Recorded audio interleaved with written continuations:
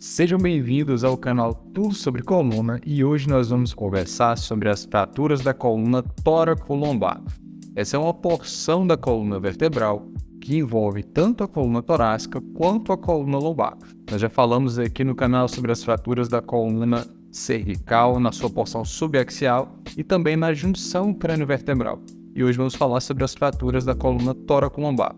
E o motivo da gente falar desses dois segmentos em conjunto é exatamente porque as fraturas nessa porção, elas apresentam as mesmas características e, consequentemente, são abordadas, são tratadas da mesma forma. Como quando falamos aqui de fraturas da coluna tóraco-lombar, isso envolve em torno de 45% das fraturas da coluna vertebral, sendo 15% na porção torácica, 15% na transição tóraco-lombar e 15% na coluna lombar. O primeiro ponto que a gente tem em mente é que, diante de um paciente com suspeita de uma fratura tóraco-lombar, a gente sempre deve considerar a reversibilidade daquela lesão. A gente sempre deve considerar a possibilidade que esse paciente possa ser devidamente tratado e não apresentar nenhum tipo de sequela neurológica. Para isso, a gente sempre tem que abordar esse paciente com muito cuidado, de tal forma que um paciente que sofreu um acidente, a gente deve imobilizar ele com muito cuidado, respeitando a imobilização do tronco, respeitando também a imobilização do pescoço. Para isso, vamos utilizar de colar cervical, de uma prancha rígida para movimentar esse paciente, de uma movimentação sempre em bloco. E sabemos que a maioria das causas das fraturas tóraco-lombares, elas decorrem de quedas e acidentes automobilísticos, principalmente acidente de motocicleta. Então, se você está diante de um paciente que sofreu um acidente automobilístico, é importantíssimo deixar esse paciente imobilizado até que ele seja devidamente avaliado em um hospital com exames de imagem, para que a gente possa certificar de que ele realmente não tem uma fratura na região da coluna e que ele possa se movimentar tranquilamente. E ao falarmos dos tipos de fraturas na coluna tóraco-lombar, a gente sempre utiliza algumas referências bibliográficas, sendo a principal que nós temos hoje a classificação da AO Spine. Para falar sobre essa classificação, eu vou pedir para que vocês acompanhem através da imagem. Então aqui nós temos a classificação da AO Spine, onde vocês podem ver que nós temos a avaliação tanto da junção occipito-cervical, quanto da porção subaxial da coluna cervical, como também da porção sacropélvica, e aqui na porção medial nós temos a coluna tóraco-lombar. Avaliando aqui as fraturas da coluna tóraco-lombar, vocês vão ver que as fraturas nesse segmento elas são divididas em 3 tipos. As fraturas do tipo A, onde nós vamos ter fraturas com características de compressão. Então, a fratura do tipo A0 são aquelas fraturas que elas vão acometer estruturas como os processos espinhosos ou processos transversos da vértebra. Você não sabe o que é o processo espinhoso ou o processo transverso? Eu convido você a assistir às nossas aulas de anatomia. Mas são porções da coluna vertebral que não vão comprometer, uma vez lesadas, elas não vão comprometer a estabilidade da coluna. Então, são fraturas que na maioria das vezes nós tratamos apenas com analgésicos e algum tipo de órtese como cinta. Já as fraturas do tipo A1, então todas as fraturas do tipo A elas são fraturas compressivas. As fraturas do tipo A1 são aquelas fraturas onde nós vamos ter o acometimento de um dos platôs vertebrais, seja o platô superior ou o platô inferior da vértebra, mas sem lesar o muro posterior vertebral. O muro posterior vertebral é exatamente a estrutura que está relacionada aqui com o canal vertebral. Já as fraturas do tipo A2, vocês percebam que nela nós temos uma lesão dos 2 platôs vertebrais, tanto superior quanto inferior, formando uma espécie de split, uma lesão que pega de cima a baixo no corpo vertebral. A fratura do tipo A3 é aquela fratura que nós temos uma explosão parcial do corpo vertebral. Por que parcial? Pois nós não vamos ter uma explosão completa pegando os 2 platôs vertebrais. E já nas fraturas do tipo A3, nós vamos ter acometimento do muro posterior vertebral. E a do tipo 4 é exatamente aquela fratura onde nós vamos ter uma lesão tanto dos 2 platôs, superior e inferior, como também o acometimento do muro posterior vertebral. É a fratura do tipo burst, onde nós temos aqui uma explosão completa da vértebra do paciente. Esse tipo de fratura, esses tipos de fraturas do tipo A, na maioria das vezes, nós vamos tratá-las de forma conservadora. Mas eu vou apresentar para vocês depois uma escala chamada de TLICS, que ela precisa ser avaliada para que a gente garanta que o paciente realmente vai ser tratado de forma conservadora. Existem algumas exceções, obviamente, quando nós temos fraturas do tipo compressiva, onde a explosão vertebral faz com que seja migrado fragmentos ósseos para o interior do canal vertebral. Isso, consequentemente, acaba por gerar uma compressão das estruturas nervosas. E, nesses casos, é necessário que seja feita uma cirurgia, uma abordagem cirúrgica para descomprimir o canal vertebral.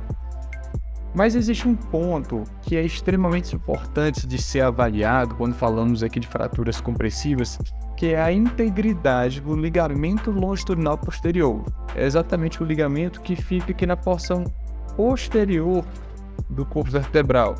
Então, o ligamento longitudinal posterior, se você quiser vê-lo melhor, nas nossas aulas de anatomia nós falamos sobre ele. Quando nós temos lesão do ligamento longitudinal posterior, essa fratura ela deixa de ser uma fratura estável e passa a ser uma fratura instável. Então, nesses casos, a gente precisa também de uma intervenção para garantir que esse paciente não vai evoluir posteriormente com algum déficit neurológico. Então, é necessário ser realizada uma cirurgia de fixação da coluna vertebral. Passando para o próximo tipo de fratura, nós temos a fratura do tipo B. As fraturas do tipo B, nós temos uma característica que é a lesão da banda de tensão. A fratura do tipo B1 é uma fratura que acomete toda uma estrutura óssea, desde a porção posterior do corpo vertebral até a sua porção anterior. Já as fraturas do tipo B2 são aquelas fraturas que vão estar relacionadas com uma fratura tanto do componente ósseo, como também do componente ligamentar, de anterior a posterior, pegando toda uma banda de tensão, de tal forma que esse paciente muitas vezes ele se apresenta com uma fratura compressiva. Então nós avaliamos o exame de imagem, isso lembra muito uma fratura do tipo A, mas associado a isso o paciente também tem lesão do complexo ligamentar. Então esse paciente passa a não ser mais considerado como uma fratura do tipo A, mas sim uma fratura do tipo B2. E aqui é exatamente aquele exemplo que nós falamos do paciente que tem uma lesão do tipo compressiva associada a uma lesão do ligamento longitudinal posterior, mostrando que essa sim é uma fratura do tipo instável. A fratura do tipo P3, nós temos uma fisiopatologia da lesão diferente das fraturas que nós falamos até agora. Ao invés de ser uma fratura em movimento de flexão, nós temos uma fratura em movimento de extensão do tronco, fazendo com que o formato da fratura ele seja diferente dos que nós falamos até agora. Então aqui nós temos uma fratura, com formato em extensão, diferente das fraturas compressivas que nós falamos até o momento. Então essa é a fratura do tipo B3, que vai envolver também estruturas ligamentares aqui, como por exemplo o disco intervertebral. Seguindo adiante, passando para o terceiro e último tipo de fratura, nós temos a fratura do tipo C, que são aquelas fraturas onde nós temos um alto grau, uma alta complexidade nessa fratura, e são fraturas extremamente instáveis, onde nós temos uma alteração do eixo da coluna vertebral. Então as fraturas do tipo C são fraturas que em geral estão muito relacionadas com déficits neurológicos, pois nesses pacientes a instabilidade crítica da coluna vertebral acaba por comprimir o canal vertebral e consequentemente as estruturas nervosas, podendo levar a déficits neurológicos, inclusive déficits neurológicos graves. Quando falamos de déficit na coluna tóraco-lombar, estamos falando aqui na lesão, na alteração na força nos membros inferiores.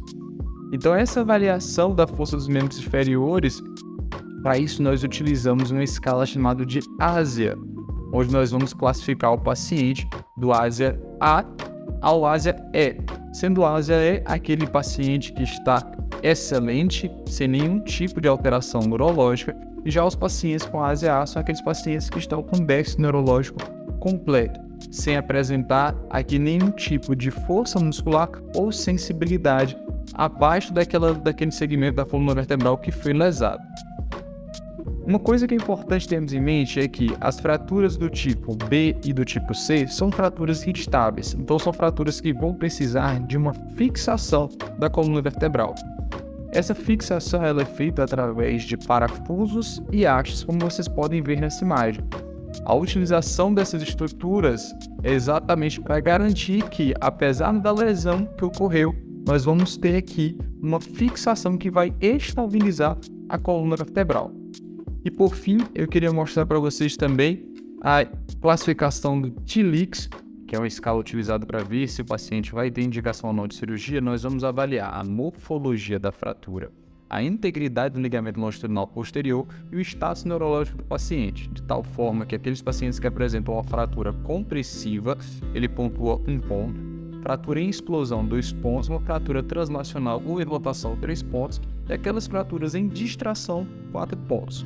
Quanto à integridade do ligamento longitudinal posterior, se ele estiver intacto, o paciente não pontua nada, mas se tiver suspeita, vai pontuar 2 pontos, e se tiver confirmado uma injúria do ligamento longitudinal posterior, 3 pontos. E quanto ao status neurológico do paciente, aqueles pacientes que não têm nenhum tipo de alteração não pontuam nada, uma lesão radicular ou de um nervo, o paciente vai pontuar 2 pontos, uma lesão espinhal completa, o paciente pontua 2 pontos, e aqueles pacientes que apresentam ou síndrome da cauda equina ou um déficit espinhal parcial, incompleto, esse paciente vai pontuar 3 pontos.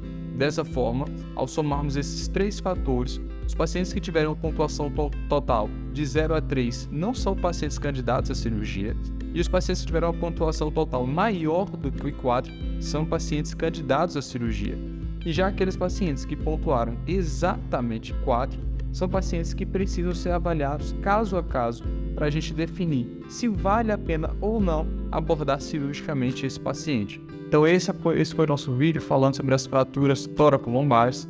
Se vocês gostaram, eu peço para vocês curtirem esse vídeo e compartilhar com aquelas pessoas que acham que vão ficar interessadas por esse assunto. Caso tenha ficado com alguma dúvida, eu peço para que vocês deixem essa dúvida aqui nos comentários. Muito obrigado.